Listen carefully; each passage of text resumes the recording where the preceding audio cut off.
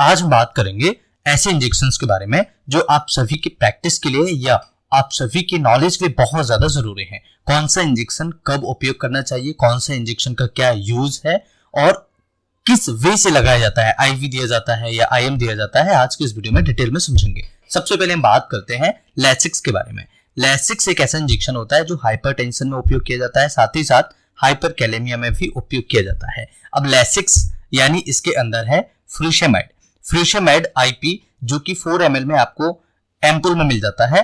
अब देखिए ये इंट्रामस्कुलर भी लगाया जाता है और इंट्रावीनस भी लगाया जाता है। इंट्रामस्कुलर को हम आईएम कहते हैं और इंट्रावीनस को हम आईवी कहते हैं। तो ये जो इंजेक्शन होता है ये लैसिक्स है। जब किसी पेशेंट को स्वेलिंग हो जाती है, जैसे आपने देखा होगा पेशाब रुक जाता है या उस मरीज को हाइपरटेंशन हो जाता है फ्लूइड रुकने की वजह से, या उसको नमक ज्यादा हो जाता है उसकी वजह से, जब हाइपरटेंशन होता है पेशेंट को फ्लूइड रुकने की वजह से हाइपरटेंशन होता है, तो ऐसी स्थिति में उस मरीज को लैसिक्स लगाते हैं, यानी कि फ्यूशेमाइड आपके डॉक्टर उसे लगा सकते हैं। तो लैसिक्स यानी कि फ्यूशेमाइड, ये देखिए ये तो लैसिक्स होता है ब्रांड नेम, लेकिन इसके अंदर जो साल्ट है वो है फ्यूशेमाइड। फ्यूशेमाइड जो है वो किस लिए यूज होता है, हाइपरटेंशन और हाइपरकैलेमिया के लिए। अब दूसरा इंजेक्शन है हाइड्रोकोर्टिसन। हाइड्रोकोर्टिसन आपने बेसिकली बहुत ज्यादा सुना होगा, लेकिन क्या आप जानते हैं हाइड्रोकोर्टिसन का सही यूज क्या है?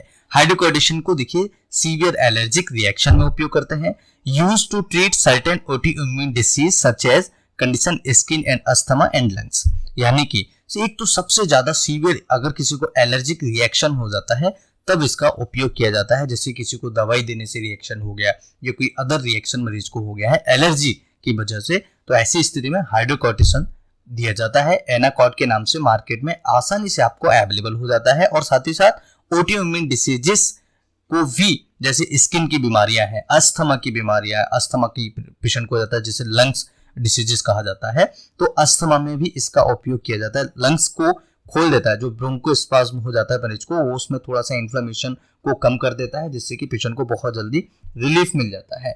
इस प्रकार से दूसरा इंजेक्शन के बारे में बात करें, देखिए दोस्तों होता है डोपामिन। डोपामिन का यूज क्या होता है? देखिए डोपामिन कई पेशेंट या कई लोग इसके बारे में नहीं जानते हैं। तो डोपामिन डॉक्टर कब लगाते हैं? देखिए या तो सीवियर लो बीपी हो, यानी कि किसी व्यक्ति का किसी मरीज का अगर एकदम से बीपी लो हो, सीवियर लो हो, बहुत ज्यादा बीपी लो हो। दूसरा स्लो हार्ट रेट, यानी कि उसका जो हार्ट रेट है वो कम हो। कार्डियक अरेस्ट हो जाना, यानी कि एकदम से हार्ट काम कर देना, बंद कर देना, ऐसी स्थिति में डोपामिन का उपयोग किया जाता है। दूसरा इंजेक्शन है दोस्तों मिथाइल प्रेडनिसोलोन, ये भी स्टेरॉइड है। तो मिथाइल जो प्रेडनिसोलोन है इसको भी सीवियर एलर्जिक रिएक्शन और इम्यून सिस्टम डिसऑर्डर्स में दिया जाता है। तो यहाँ पर डोपार के नाम से आपको मार्केट में डोपामिन अवेलेबल हो जाता है और इसे आईवी दिया जाता है। केवल आपके डॉक्टर इसे केवल आईवी यानी नस के द्वारा लगा सकते हैं, इंट्रामस्कुलर ये इंजेक्शन नहीं दिया जाता है। नेक्स्ट अगर दोस्तों बात करें तो नाइट्रोग्लिसरीन।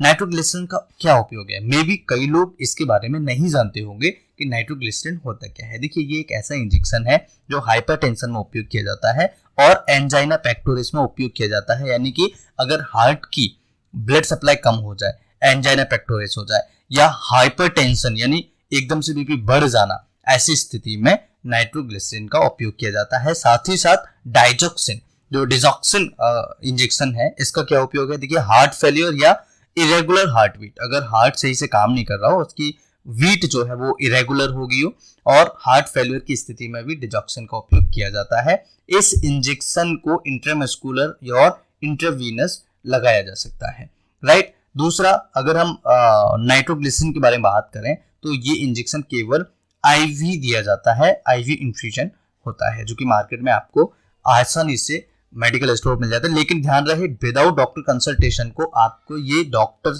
के अलावा यूज ही नहीं करने हैं, केवल ये डॉक्टर्स के लिए है। ओके, ये केवल आपकी जानकारी के लिए है कि इंजेक्शन कौन सा कहां पर यूज होता है, लेकिन आपको यूज नहीं करने हैं। इथामसिलेट की अगर हम बात करें, एक इंजेक्शन आता है इथामसिलेट, ये इंजेक्शन होता है स्टॉप ब्लीडिंग यानी कि ब्लीडिंग को रोकने के लिए। तो ये इंजेक्शन एथासिल के नाम से मार्केट में अवेलेबल हो जाता है। और अगर हम दूसरे इंजेक्शन के बारे में बात करें तो पोटेशियम क्लोराइड हाइपरकैलेमिया में उपयोग किया जाता है, यानी हाइपरकैलेमिया जो पेशेंट को बहुत ही अच्छे तरीके से ट्रीट कर सकता है। तो पोटेशियम क्लोराइड जो इंजेक्शन होता है वो पेशेंट हाइपरकैलेमिया के पेशेंट में उपयोग किया जाता है, जो कि डॉक्टर आपके लगा सकते हैं। और ये इंजेक्शन जो होते हैं ये केवल और केवल मेडिकल स्टोर पर, वो भी डॉक्टर के प्रिस्क्रिप्शन से ही मिलेंगे और मिलते हैं। और इथामसिलेट की अगर हम बात करें, ये इंट्रामस्कुलर और आईवी दोनों तरीके से लगाया जा सकता है। अगर हम नेक्स्ट इंजेक्शनों की बात करें दोस्तों, तो देखिए इथामसिलेट के टैबलेट भी आती हैं। ओके, अब यहाँ पर हम बात करें हेपेरिन के बारे में। नेक्स्ट इंजेक्शन है हेपेरिन। हेपेरिन का क्या उपयोग है? देखिए हेपेरिन इंजेक्शन ब्लड क्लॉट, अगर देखिए use to treat and prevent blood clot, अगर किसी को ब्लड क्लॉट हो रहा है या किसी को ब्लड गाढ़ा हो गया है, ऐसी स्थिति में क्या होता है कि ये क्लॉट होने से बचाता है। एंटीकोगुलेंट भी इसे हम कहते हैं, यानी कि खून को जमने नहीं देगा, क्लॉट नहीं होने देगा, तो हेपेरिन है। अब अगर बात करें नेक्स्ट इंजेक्शन के बारे में, नैलोक्सोन। नैलोक्सोन जो इंजेक्शन होता है, देखिए यूज एंटीडोट फॉर ऑपियोइड ओवरडोज, अगर किसी को ऑपियोइड ओवरडोज दे दिया जाए तो उसको एंटीडोट, एज ए एंटीडोट के रूप में उपयोग किया जाता है, जो कि 0.4 mg पर ml के हिसाब से आता है। सोडियम बाइकार्बोनेट की अगर हम बात करें तो देखिए सीवियर मेटाबॉलिक एसिडोसिस, दूसरा हाइपरकैलेमिया और तीसरा कोकीन टॉक्सिसिटी।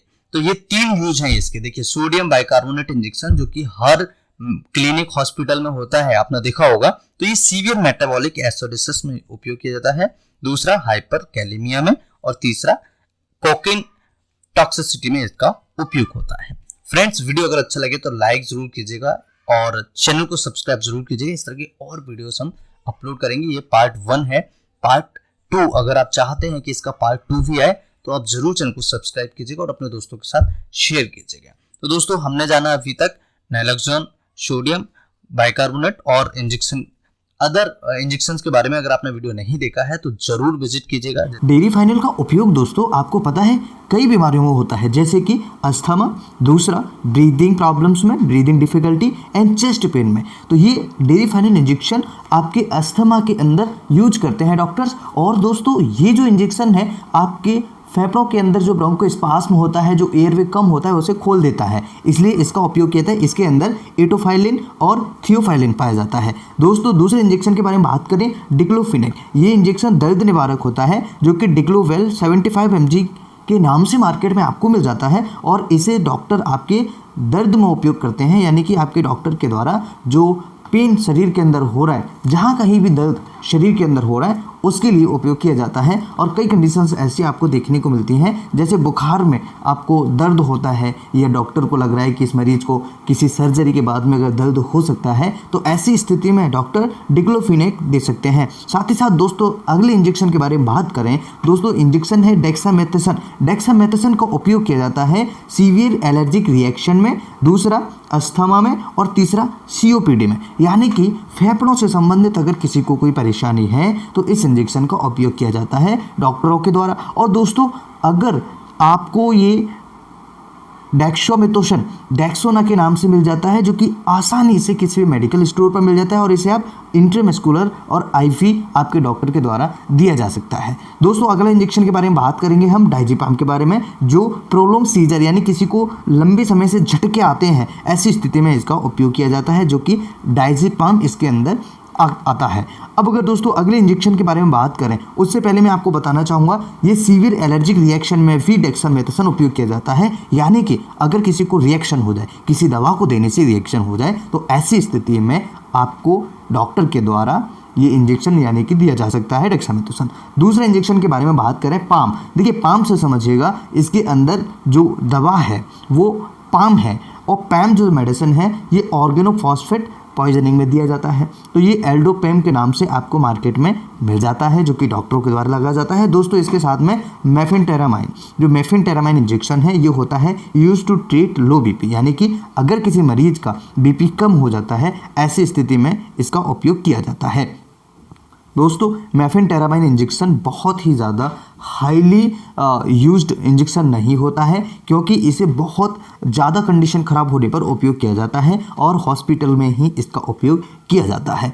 दोस्तों अगले इंजेक्शन के बारे में अगर हम बात करें, और कई सारे ऐसे इंजेक्शंस के बारे में हमने चर्चा करेंगे इस वीडियो में, लिडोकेन। देखिए लिडोकेन का क्या उपयोग है दोस्तों, कई सारे यूज इसके होते हैं और लिडोकेन इरेगुलर हार्ट वीट में भी इसका उपयोग किया जाता है। लिडोकेन इंजेक्शन 1% आपको 10 mg पर ml के हिसाब से देखने को मिल जाता है मल्टीपल डोज में। तो इसका क्या यूज है, इरेगुलर हार्ट बीट। दोस्तों दूसरा इंजेक्शन है एडेनोसिन। एडेनोसिन का यूज क्या है दोस्तों, use to treat SVT supraventricular tachycardia. अगर किसी को सुप्रावेंट्रिकुलर ट्रैकिकार्डिया होता है तो आपके डॉक्टर के द्वारा एडिनोसिन का उपयोग किया जाता है। दोस्तों ये इंजेक्शन बहुत इंपॉर्टेंट है, ये वीडियो बहुत इंपॉर्टेंट है। अगर आपको लगता है ये वीडियो इंपॉर्टेंट है तो इस वीडियो को लाइक ज़रूर कीजिएगा और अपने दोस्तों के साथ ज़रूर शेयर कीजिएगा। अगर आप किसी मेडिकल फील्ड से संबंध रखते हैं, रिलेटेड हैं, तो आप इस वीडियो को ज़रूर शेयर करेंगे, ऐसा मुझे आशा है। दोस्तों अगले इंजेक्शन के बारे में अगर हम बात करें, देखिए लिडोकेन हमने समझ लिया, एडेनोसिन हमने समझ लिया,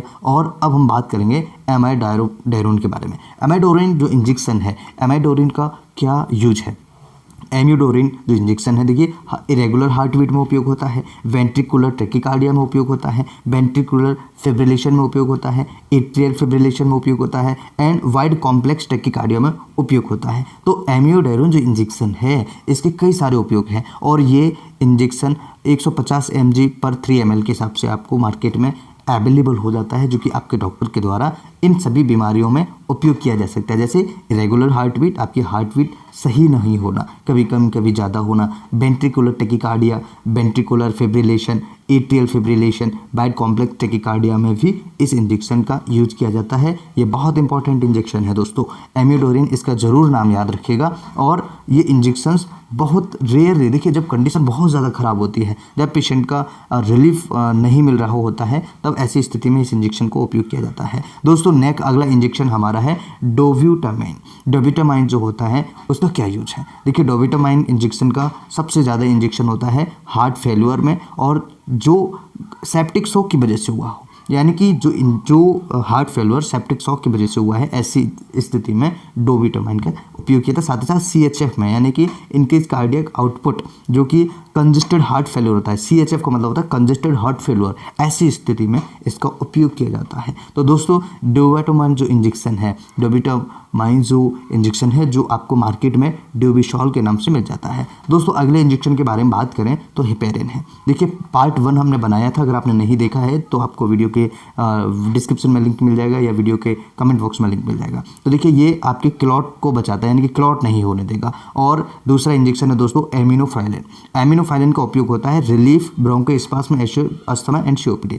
तो एमिनोफाइलिन का जो इंजेक्शन है, एमिनोफाइलिन इंजेक्शन को ब्रोंकोस्पाज्म में उपयोग करते हैं और अस्थमा COPD जैसी स्थिति में, यानी कि जब मरीज के फेफड़े सिकुड़ जाते हैं, जो फेफड़ों के अंदर जो नलियां होती हैं, ब्रोंकस जिन्हें बोलते हैं, जब वो सिकुड़ने लगते हैं, ऐसी स्थिति में उन्हें खोलने के लिए एमिनोफाइलिन का उपयोग किया जाता है। जैसे हमने समझा था डेरिफाइलिन के यूज जो था, इसी प्रकार से इसका उपयोग किया जाता है। दोस्तों इसके अलावा हमारा अगला इंजेक्शन है फिनार्गन। फिनार्गन के बारे में आपने बहुत सुना होगा, लेकिन इसका यूज आपको सही नहीं पता होगा। देखिए फिनार्गन का यूज होता है नोजिया एंड वोमिटिंग को रोकने के लिए, सीवियर एलर्जिक रिएक्शन को रोकने के लिए। साथ ही साथ एविल की अगर हम बात करें तो एविल का जो यूज होता है वो होता है एलर्जिक रिएक्शन रोकने के लिए, यानी कि ऐसी स्थिति जब मरीज को एलर्जी हो जाए, अगर किसी को कोई ऐसी प्रॉब्लम हो जाए जो एलर्जी की वजह से आपको कई सारी समस्याओं का कॉम्प्लेक्स बन जाए, तब एविल उपयोग किया जाता है। एविल एक ब्रांड नेम है। देखिए इसके अंदर होता है फिनार्मिन मेलेट जो होता है, ये बहुत इंपॉर्टेंट इंजेक्शन है दोस्तों। अगर आपने इसके बारे में नहीं जाना तो आप समझ लीजिए कि आप प्रैक्टिस में और आप मेडिकल फील्ड में, आपको, मुझे नहीं लगता है कि आपको सफिशिएंट जानकारी है। एविल के बारे में आप जरूर जानकारी रखिएगा। जब भी किसी को रिएक्शन होता है, दवाई का रिएक्शन होता है या किसी अन्य एलर्जिक रिएक्शन होता है, तब इसका उपयोग किया जाता है। साथ ही साथ दोस्तों अगला इंजेक्शन है हमारा सक्सिनिलकोलिन। सक्सिनिलकोलिन जो इंजेक्शन है दोस्तों, इसका यूज होता है शॉर्ट टर्म पैरालिसिस में, यानी कि अगर किसी को थोड़ा बहुत पैरालिसिस हो जाए, शॉर्ट टर्म का पैरालिसिस हो जाए, तब इसका इंजेक्शन का उपयोग किया जाता है, जो कि सुकुल नाम से मार्केट में आपको मिल जाता है, न्यून कंपनी के द्वारा बनाया जाता है। दोस्तों अगला इंजेक्शन है पैरासीटामोल। पैरासीटामोल का क्या उपयोग है, देखिए पैरासीटामोल का उपयोग होता है, ये reduce fever, decrease mild to moderate pain, यानी कि अगर किसी को थोड़ा बहुत दर्द हो रहा है, अगर किसी को फीवर है, बुखार है, तब पैरासीटामोल को उपयोग किया जाता है। हालांकि इंजेक्शन ये हॉस्पिटल वाले वाले हैं ये सभी इंजेक्शंस हॉस्पिटल में उपयोग करते हैं। और अगर आपको रिड्यूस फीवर, अगर किसी को बुखार कम करना है, किसी को दर्द कम करना है तो पैरासीटामोल इंजेक्शन दिया जाता है। ओके दोस्तों, और शॉर्ट टर्म के लिए आपको सक्सिनेलकोलिन इंजेक्शन दिया जाता है सुकोल के नाम से, जो कि मार्केट में आपको मिल जाता है, और ये पैरानिक्स के नाम से आपको मिल जाता है। और अलग अलग कंपनियां इसे बनाती हैं अलग अलग नामों से। दोस्तों अगला हमारा इंजेक्शन है नॉरएड्रेनालिन। देखिए नॉरएड्रेनालिन जो इंजेक्शन है ये लो बीपी को ट्रीट करता है, यानी किसी का अगर बीपी कम हो जाए ऐसी स्थिति में इसका उपयोग किया जाता है। अब अगला इंजेक्शन है दोस्तों हमारा कैल्शियम ग्लूकोनेट। कैल्शियम का क्या यूज है, कैल्शियम ग्लूकोनेट का क्या यूज है? देखिए किसी को हाइपोकैल्शियमिया हो जाए, किसी को हाइपरकैलेमिया हो जाए, मैग्नीशियम टॉक्सिसिटी, ऐसी स्थिति में इस इंजेक्शन का उपयोग किया जाता है। तो हाइपर कैलेमिया और हाइपोकैलेमिया कैल्शियमिया में उपयोग करते हैं। और मैग्नीशियम टॉक्सिसिटी, अगर किसी को ज़्यादा मैग्नीशियम दे दिया जाए, मैग्नीशियम टॉक्सिसिटी अगर किसी को हो रही है, तब इस इंजेक्शन का उपयोग किया जाता है। दोस्तों बहुत इंपॉर्टेंट इंजेक्शंस हैं, बहुत इंपॉर्टेंट जानकारी आपको इस वीडियो में प्रोवाइड कराने की कोशिश कर रहा हूं। और आपसे उम्मीद ज़रूर है कि इस वीडियो को आप लाइक ज़रूर करेंगे और शेयर ज़रूर करेंगे। दोस्तों नेक्स्ट इंजेक्शन हमारा है एड्रेनालिन। एड्रेनालिन का क्या यूज है? देखिए ये कार्डियक अरेस्ट में उपयोग किया जाता है टू कंट्रोल सुपरफिशियल ब्लीडिंग। और अगर किसी को सुपरफिशियल ब्लीडिंग हो रही है तब भी इसका उपयोग करते हैं। दोस्तों अगला अस्थमा में भी इसका उपयोग किया जाता है। अगर किसी को अस्थमा है, अगर किसी को सुपरफिशियल ब्लीडिंग है या कार्डियक अरेस्ट है, तब एड्रेनालिन इंजेक्शन का उपयोग किया जाता है। तो एड्रेनालिन इंजेक्शन बहुत इंपॉर्टेंट होता है, वो लाइफ सेविंग इंजेक्शन है दोस्तों। और आपको हॉस्पिटल में जब बहुत ज़्यादा कंडीशन ख़राब होती है तो एड्रेनालिन लगाया जाता है। कई बार एड्रेनालिन इंजेक्शन लंग्स की प्रॉब्लम्स में भी लगाया जाता है, लेकिन ये आप बिल्कुल भी उपयोग नहीं करें, आपको डॉक्टर के द्वारा उपयोग किया जाता है।